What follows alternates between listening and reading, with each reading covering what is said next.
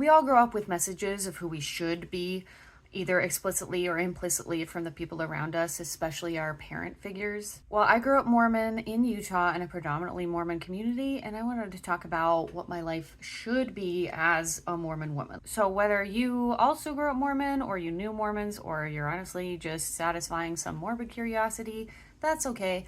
All are welcome. I'm going to talk about it. Now, society loves creating impossible standards that women should meet, but Mormonism is a high-cost religion, which means it requires a lot of participation, and it has strict rules around social interaction, what information you consume, behavior, thoughts, etc. And because of this, it creates a truly unique and exacting standard for its adherents under the guise of being God's will. Now, keep in mind that Mormons literally believe that life is a test that is either pass-fail, so there's a lot of pressure to keep within the bounds, or otherwise you will fail the test. I created a handy-dandy little graphic to help you follow along and also to help me keep track of what I'm talking about. So let's start with childhood. Now, Mormons believe that the age of accountability is 8, which means that when you grow up in the church, you get baptized at 8, and that's the point at which you are on the hook for all of your sins. At 12, kids are allowed to enter the temple, but only for baptisms for the dead.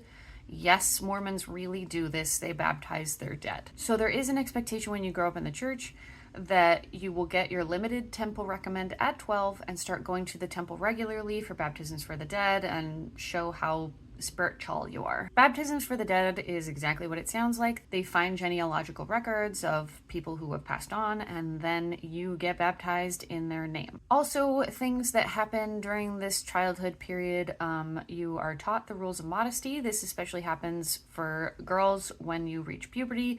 I'm assuming that boys, it's less of an issue because all of the modesty rules are much more centered on women. They kind of base all the modesty rules on the underwear that you will eventually wear after you go through the temple. More on that later. But basically the underwear covers the shoulders, and it's supposed to go down to your kneecaps.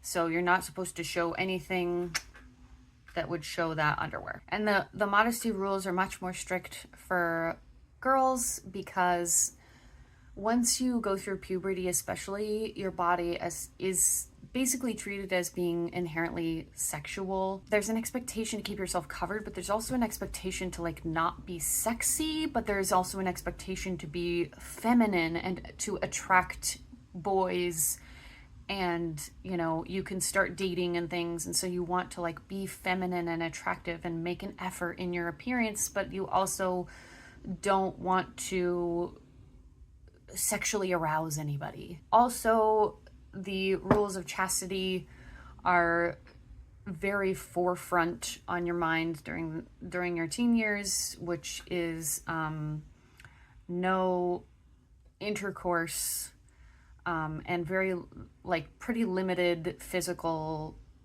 intimacy contact. It's like kissing and hugging basically, and that's it. Like you shouldn't even, there were even rules of like you're not supposed to lie flat with someone of the opposite sex and such, and that should be saved for marriage. You know, lying flat with someone of the opposite sex is just too tempting. Intercourse should definitely be saved for marriage. So at this point, when you're born a girl in the church, you have already learned to really hate your body and see yourself as inherently sexual. And the most important thing that you can do is to get married and have babies. The next steps here can kind of happen at the same time, or not necessarily like in a specific order. There are a couple of things that have to happen first. Before you get married, you have to go through this endowment ceremony, which is where you get your special underwear, and it's where you make promises to God. And when you're a woman, you also make promises to your future husband. I think that there might have been, I don't know, don't come for me in the comments because I know that there's been some like language changes here. I never went through this ceremony, but as far as I know, the women, when they're making their endowments, they promise themselves to obey their future husbands. You have to go through that endowment ceremony before you're allowed to go on a mission or get married. Also in this timeline is college, but college is not necessarily required. I think that there's still an expectation that, like, yeah, go off to college because then that's where all the young people are, so like then you'll meet somebody to get married. Have jokes about this, about like getting your MRS degree and stuff for girls, which is like you're going to college just to date, find, eligible young men, find guys who like have education and stuff like that to marry, to that will be good husbands. There is a lot of pressure to keep with a more feminine field. I personally went into a STEM degree, but there was a little bit of stigma, and there was, especially from like older members, I felt a lot of like, well, you don't want to intimidate the boys. They're going to think that you're smarter than them. And like then, that's not very comely of a woman to like be too smart. I wouldn't say that for me it was a complete like deal breaker, but I do think that there's a lot of pressure for women to be in a sort of feminine field, because especially the church harps on like how the most important thing a woman can do is to have children and raise the next generation. And so there is like some pressure in college for girls to do something like early childhood education, or like some kind of more feminine. I feel like early childhood education was a really common one. Or a lot of girls will really just go do like 1 or 2 years of school, just get like more of the generals or basic education, and then they move on. I know a lot of girls like from high school and such that never actually finished their degrees. They just went and like got a little bit of college education, but then abandoned it when they got married and started having kids. I don't want to like disparage people who don't have college degrees or act as if getting a college degree is the ultimate or something. That's not what I'm saying. I'm just pointing out some of the social expectations for women. The point is that the church really puts a lot of expectations and pushes you a certain way, rather than it being your choice whether or not to go to college and what degree. But the church also does encourage women getting a good basic education, because they kind of do this thing of like, oh well, you want to have some good like knowledge base so that you can be a good teacher to your future children, or like, what if something, they do still like recognize the foibles of society, that like people get laid off, they lose their jobs. So like if your husband, if your future husband loses his job, you want to have a little bit of education to like fall back on, so that you could like get a job in a pinch if you needed to or something. So I wouldn't say that education is completely discouraged for women or girls, but I would say that there's a lot of like caveats, and it's just not as prioritized. It's more like, oh, how like beautiful for you and your future children, like what a blessing it'll be for your future children if you get an education, and like all the better if it's something that is impactful for raising children. So let's talk about mission next. There's a lot of weird pressure for girls with missions. Men are expected to just go on a mission always, and girls are heavily encouraged to judge future partners based on their mission status. So like whether or not they went on a mission, if they returned honorably, like if they did their whole mission and then returned having completed it honorably. Also, there's honestly some pressure for girls even with judging men about like if they went on an international mission or not, because there's some pressure there of like, oh well, he went to Japan, so he's gonna teach our future children Japanese. What a beautiful thing that'll be for our children, that they can learn Japanese from him, or something like that. But there is some cachet to certain missions that girls are kind of taught to judge the boys by. Sorry to all the men who may not have realized that girls were getting that messaging, because I shared that with a friend recently, and he was like, oh, really? And I was like, well, yeah. So the more like special or foreign your mission is, then the more status it holds of like, oh, you went to Hong Kong? Oh, you went to Russia? Oh, you went to Denmark? Anyway, for girls serving missions, it's not a requirement, but there is pressure that like if you're not married or in a serious relationship or something, or like have a lot going on dating wise, that you should go. One of my best girlfriends went, and I remember when she called me and told me she was going to go, and then I was like, wow, you're so brave. I don't think I could bring myself to go. And then she was like, well, have you asked? Have you sincerely asked the Lord? and then and then I was just petrified to actually pray about it, because of course, like, the answer would be yes, because that's the only correct answer in Mormonism, is that, like, yes, you should go on a mission. But I couldn't bring myself to want to go, to want to pay the expense, because you also have to pay your own way too. Like, this is a multi-billion-dollar church, and you still have to pay your own way for your mission when you decide to go. Anyway, bless her heart. Love her so much. She's probably watching this. I don't hold it against you. You're cute. Love you. Also, it's not funny. It's not. But she... I'm so sorry. It's not funny. Because when she was set to leave, there was a big earthquake, and so she got stuck there for like a couple more months. Anyway, the boys' missions are 2 years, but the girls' missions are 18 months. And I have heard a lot of stories. I didn't serve my mission, but I've heard lots of stories about how the female missionaries are treated like lesser than, and to varying degrees depending on the mission and the mission president and everything.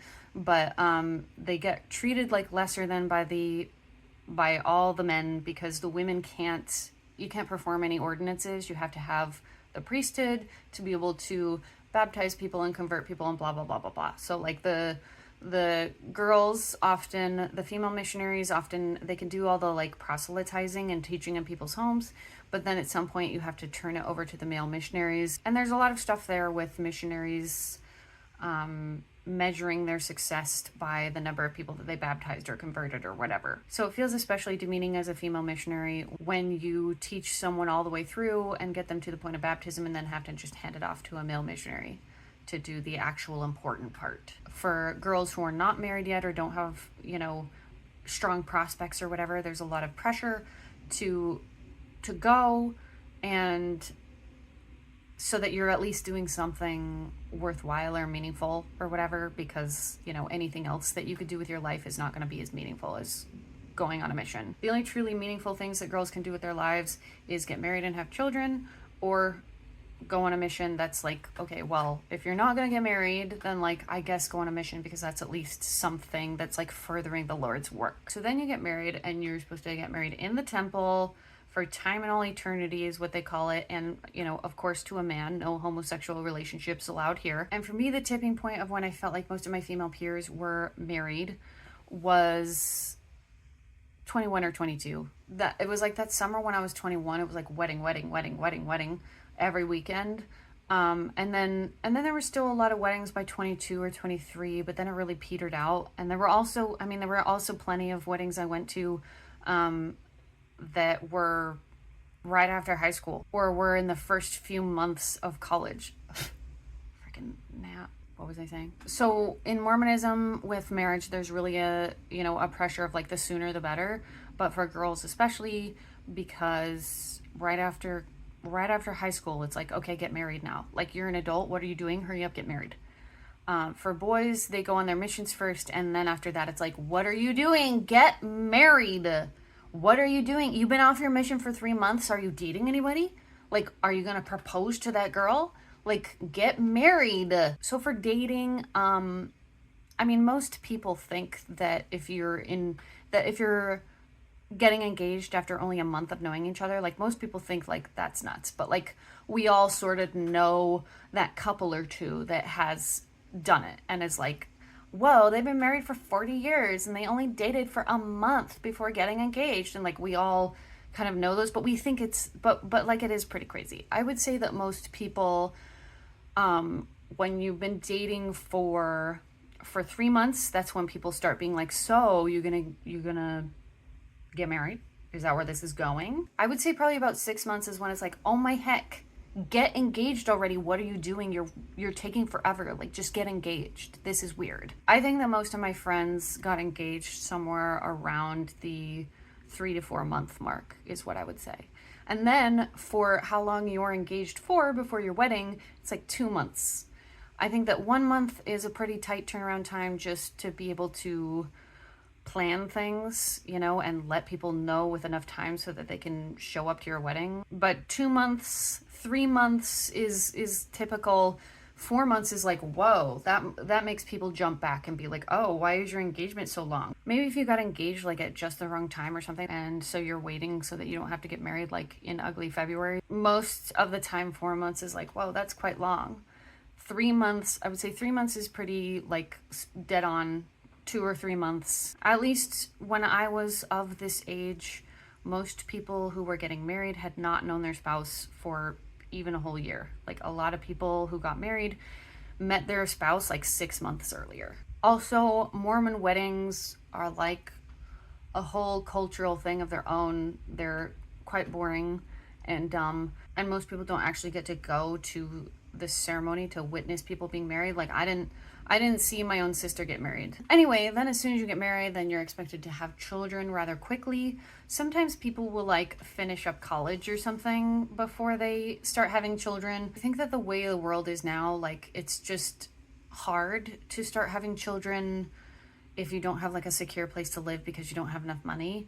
But Mormonism is definitely continuing to operate under the delusion of like 1950s. Because I remember when I was in my early 20s, there was a lot of pressure from the church and church leaders of like, hurry up and get married and then hurry and have kids, and like, money be damned. Like, don't wait, don't be careful, don't like wait till you're in a good situation. They really want you to hurry up, like despite the fact that in today's world, like who can even afford to have children at a super young age? I mean, obviously people do get pregnant and they make it work, but not without like great sacrifice and suffering. And there are a lot of people who just don't have the means. And especially if you find yourself in a situation where you're one of the women who didn't like finish school or get a good degree or something, because now you don't have like two adult salaries to count upon. But there's very much this push to keep this sort of old traditional ideas of like, yes, the woman stays at home and the man goes and gets a job and they have several children that they're all raising in the church.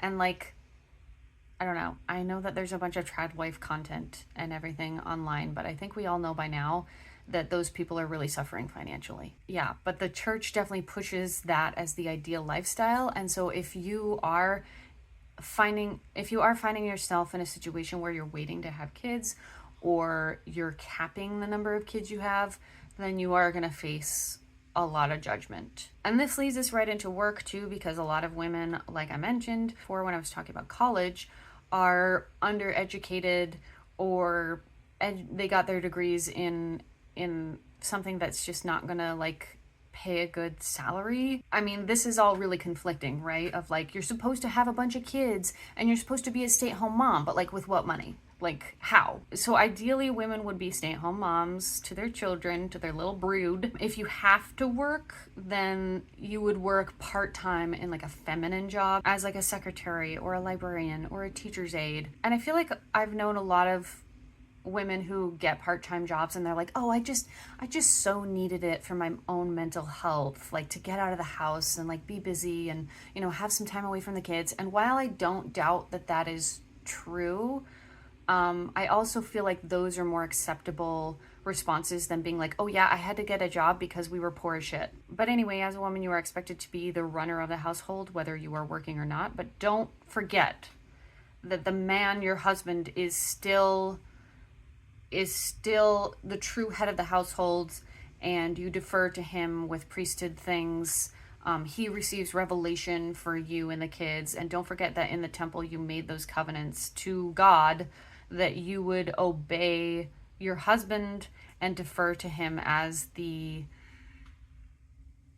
spiritual head of your house. Like he acts in the name of God for you and your family. When it comes to like other activities, because you may be thinking, okay, so like maybe you're a stay-at-home mom and you're raising kids, but like what else are the women doing though? Like certainly they need something like for themselves. So your hobbies might include a lot of service, and the ward keeps you like super busy. Actually, like this is part of Mormonism, again, being a high cost religion where they just keep you really busy. There's like activities all week, every week. and you're expected, like, you're not just expected to attend Sunday services when you're Mormon, you're expected to attend multiple other nights of during the week of stuff. So your schedule will include Sunday service, but then it might also include a Friday night Ward Temple night, or Saturday cleaning of the church, or some kind of, Relief Society activity that was planned by the women, for the women to do, that could include like, and I also put like feminine hobbies here too, because they do a lot of sewing and quilting and stuff like that.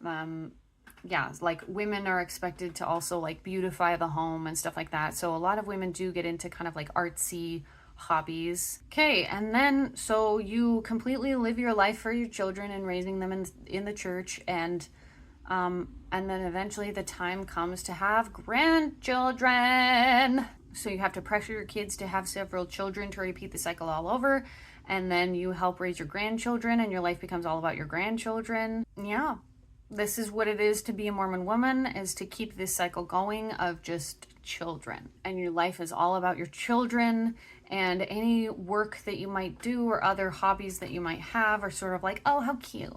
How cute that you have little hobbies, that you have, I need to find something for myself too, like, how cute. And then Mormons have this thing called endure to the end, which now that I have left, I'm like, oh my God, this is a disgusting concept. I hate it. And it's basically just like, oh, life sucks. Well, endure to the end. Life, can be hard, and so you just endure to the end. During whatever periods of your life that you may think, God, my life has been so unfulfilling, worthy pursuits for you as a woman can include supporting your husband and his life goals.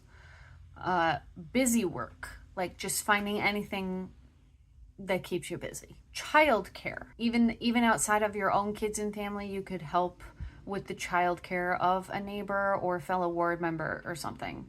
And then lastly, you can twiddle your thumbs, because there really just are not a lot of worthy life pursuits. If you wrote a book, or did painted an award-winning painting or something like that, or like did some other thing that was like worthy of note, then like, I don't know, some people might be like, hey, cool. But there's also a lot of pressure that if it's too big or like too cool, then people are gonna start judging you about like, and what effect did that have on your children? God cares about your children. There's a lot of selfish messaging put on women that like, if you want to achieve anything for yourself, then like, like if you do something cool and maybe you didn't intend for it to be too big, and it just kind of like happened that way, or like if you just worked part-time at it or something, then okay. But really, your needs should come last in your family. It should be about supporting your husband, supporting your kids. That's what God cares about. That is your eternal mission in life. And everything else is just, if you spend too much time on it, then it's actually just going to detract from your God-given eternal role. And like, when you get to the end of life, then God's gonna be like, hey, how'd it go, and you're gonna have to honestly admit you let the ball drop on your kids sometimes because you were too busy trying to be a Pulitzer Prize winning author, and like, ew. Then if you played your cards right, you'd end up in the most heavenly of heavens, which is called the Celestial Kingdom in Mormondom. There's like 3 levels. There's so many levels to the afterlife in Mormondom, and that's also a whole topic in itself. But basically the highest level of heaven is the Celestial Kingdom. And then there's 3 levels in the Celestial Kingdom. And so if you got baptized, got your endowment, and got married in the temple and everything, then you would go to the highest level of the Celestial Kingdom, along with like, following all the other rules and living a good life, blah, blah, blah. I think they backed off this doctrine, but at least when I was in the church, it was like, okay, yeah. And then you go to the, like, those who make it to the highest level of Celestial Kingdom, they get to now be the rulers of their own world with their husband, and their husband may have multiple wives. With your new world, you are now like, you and your husband are now like gods over the new world, and you will you will birth all the spirit babies, all your spirit children, and create a world for them to eventually go down and repeat the whole like test process and everything, getting bodies and being tested. And that whole process will get repeated and you'll get to be God. So polygamy is still very much part of Mormon doctrine, even though they pretend that it's not. But basically, men can get sealed in the temple to multiple women. So Mormons believe that like once you're sealed to somebody, you're sealed to them for time and all eternity. So like when you're getting married, that's why you want to get married in the temple, is because they believe like a normal marriage would just be for this life, and then when you die, then like that marriage is like doesn't count anymore. But they believe that when you get married in the temple and perform the specific temple marriage, then God sees that as eternal. So it's like you're eternally connected even after death, and forever, for eternity you are married.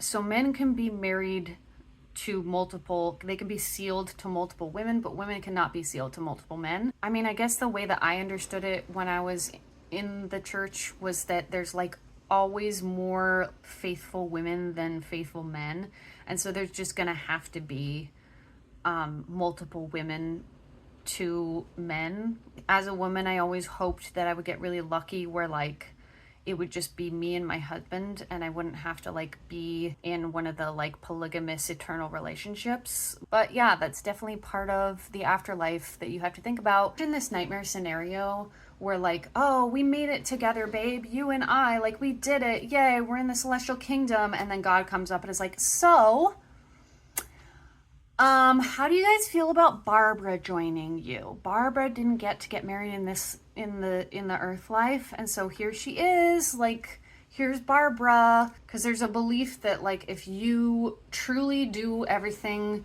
in your power to like keep to God's will, but it just doesn't, like marriage just doesn't happen for you, then you'll be given a spouse, a worthy spouse in the afterlife. Congrats, here's your spouse. So I guess that's like the nightmare scenario I always envisioned, is like me and my husband are like, yay, celebrating, we did it, we made it.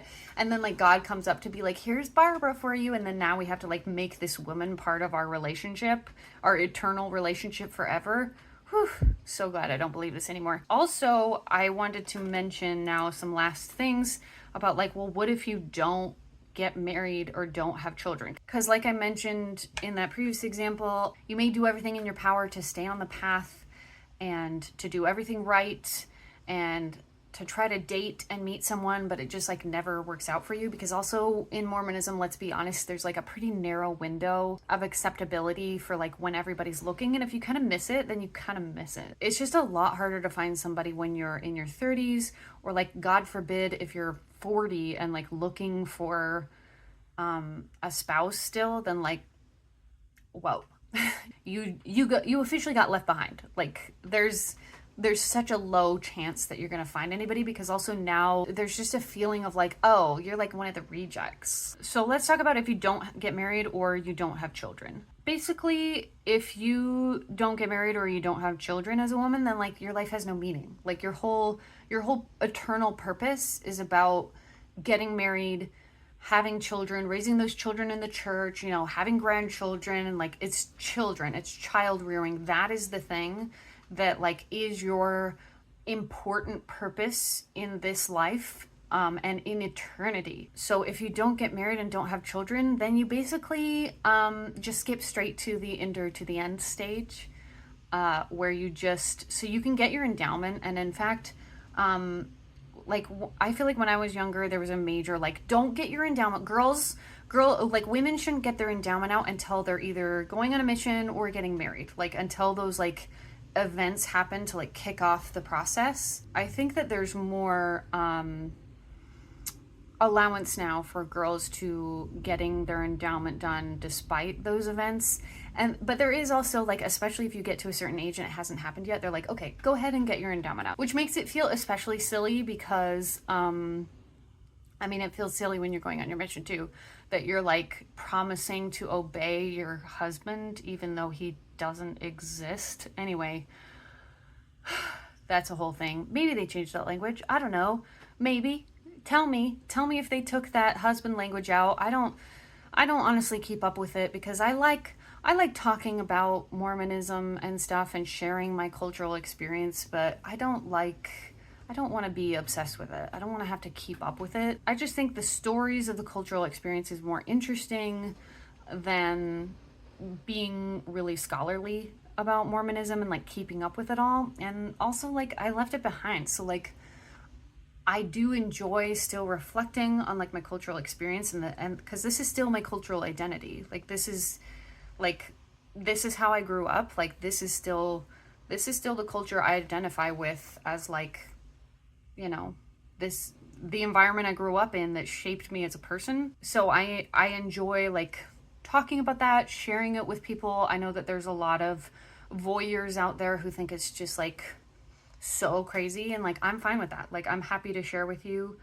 what it was like, and you know there are a lot of like nuances and things like that, and it's interesting. It's interesting to hear about people's backgrounds and comparing some of the different, comparing one's culture with one that might be completely different. That's interesting, but like I don't want to obsessively keep up. So yeah, there's also people who find themselves, they get married and then they have fertility issues and it just like does not happen for you. Of course, you work and you keep busy, but you kind of skip to this endure to the end piece where you're waiting. You basically have to wait until the afterlife for your eternal purpose to like begin, which is really kind of a dangerous idea because you're basically telling people that like your life doesn't matter. Like you could die right now and like that's fine. Nothing that you're going to do in this life is going to matter. Like when I think that when you're